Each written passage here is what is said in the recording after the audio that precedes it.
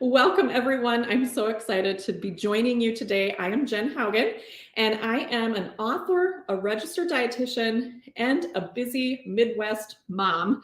I'm a working mom, like many of you out there, and so I am always looking for easy ways that I can incorporate healthy meals into my day, whether I'm out and about, working out and about, or if I am home working as well. So it doesn't matter wherever you are. You can take some of these tips and help yourself too, because as busy moms, we tend to put ourselves on the back burner, right? Can you identify with that? And we may take care of everyone else's needs. We've got maybe the kids' lunch all packed. We've maybe helped our spouse's lunch get done or whatever. And then we don't have any energy for ourselves, perhaps, or we're just like, oh, we'll just throw something together. But I want to help you take care of you. So that's my goal with my business, Midwest Goodness, is to help you nourish yourself as well and know that you are important enough to do that. So as I said, I'm always looking for easy and healthy ways to get a simple meal on the table for myself.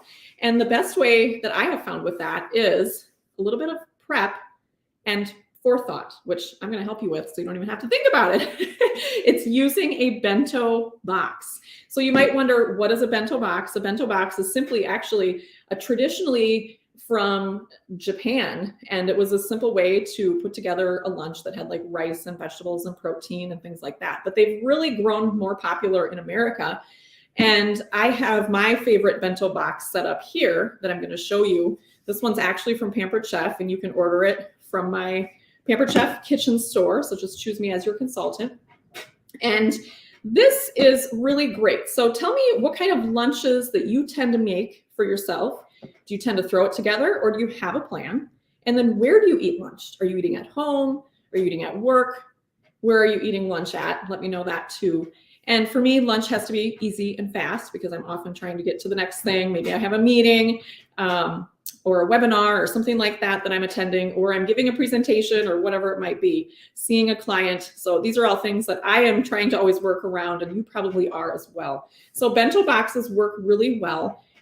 Even for kids, you know, if you're in the middle of the teen scene or middle school scene, or even younger kids, this is great to help them with too, because what I like about it, two things I like about the bento boxes is it really forces you to portion control. So if you are looking for help with portion control because you're trying to maybe manage weight, cholesterol, blood pressure, diabetes, those types of things, portion control can be very important for those. And this can help you. I'm going to show you what this looks like. You can also use this for kids too. And it's a great way, great method to teach not only your kids, but also to yourself how to make sure you get all those main healthy food groups in here. So that's why I like bento boxes, because they're like portioned. So they're portioned, they're divided. So you can basically kind of make sure, oh, I got that, and I got that, and I got that. And you know if you're missing any major food groups that you really do need. So how a bento box works, this one's actually like a double stack, which is really nice. Has this little pre-lid here, because this is where you can put like your napkin and your fork, spoon, whatever you need. And then there's a suction around the edge of this. So that's really good because it's going to keep it secure. It's not going to just fall off, right? And then on this one, it's got two spots for your foods. And underneath, there's another lid here with a suction. You just pull towards the corner. And then you've got a larger spot. So there's all kinds of ways that you can fill this with all different types of things. But I'm going to teach you the main 4 areas of foods that you definitely want to include and give you examples. And if you want a printable for this, I'm going to work from this today. You can head to my website, midwestgoodness.com, and you can find it right in my blog posts. It's the Bento Box Meal Ideas blog post. And so they're a really great way to create a balanced meal, or even a balanced snack if you do have teenagers that are like going from school to athletics right after school and they need something in between. They most likely do. So it's healthy, it's delicious, it's mobile. So let's talk about what those 4 areas to really focus on. And I will tell you too, like this is portable enough too, where you can bring this to, you know, someone that maybe is getting off the airplane and they haven't eaten. So for example, my son came home from college and he, you know, it's a long trip when you're traveling. So I had this all like packed and he could eat this in the backseat of the car while we were driving home. So it worked great for that too, and he really appreciated it. So what do you put in a bento box to make sure you're meeting all the nutrients you need, yet also having some fun with a really tasty meal? And always remember, we eat with our eyes. So does it look good? And, is there lots of color? So that's really important as well. So the first category is protein. We want to make sure we have protein in our bento box. And I've got a selection here of different types of protein. So you could do something like a hard cooked egg. Now I like to make these like every Sunday. I have like 6 of them. I make them. And you can do that in the pressure cooker or on the stovetop. If you want instructions on that, you can just message me. But then I have those available all week. And I don't have excuses of, oh, I don't have any protein. Protein is super important because it helps you stay fuller longer. And it also helps you kind of moderate the blood sugar spikes. So, we eat, and if we eat all carbs, it just goes up like a mountain and then back down, which we want to minimize that. So what we really want is we want that kind of slow, steady rise so that our body's using the energy and everything that it needs instead of doing this roller coaster ride. So protein is important, and you want a couple of ounces. So you could do a couple of hard-cooked eggs. You could do a couple of string cheese. You could do like a half a cup of cottage cheese. I also really like that. You could also do a half a cup of yogurt, Greek yogurt preferably, because it does have more protein in it. You could also do hummus, and you could make hummus on your own, which I love to do. And I even have a recipe on my blog for that, midwestgoodness.com, how to make it in a blender. You definitely want to do that. It's like a 1-minute process. So you can use hummus as your protein, or you can cube up like some ham or chicken or turkey and have that be your protein. So you definitely want your protein in the bento box because it will help you stay fuller longer and give you that sense of satisfaction to get to the next meal or snack that you need. It's also very filling, when you're eating it. The next category would be your vegetables and your fruits. So I have these kind of portioned out in a fun way here in my little cupcake pan. So you want to have a couple of options in there. You don't want just one. So when you're packing this, maybe one side is all vegetables and one side is all fruits, for example. So you could do oranges, apples, berries. There's all kinds of options, melons, bananas, all those different types of things. And then your vegetables, it's great that maybe your protein can pair with your vegetables. Like maybe it's a hummus with cucumber sticks or carrots. So I've got some carrots in here. Maybe you have made a quick salad where you've got like dark green leafy vegetables here and you're tossing it with some carrots and tomatoes and cucumbers, and that could be your vegetable. So you have lots of options, but never forget about it. That's why I like this bento boxes, because you have like, here's my vegetable and here's my fruit. Got to make sure you got it all.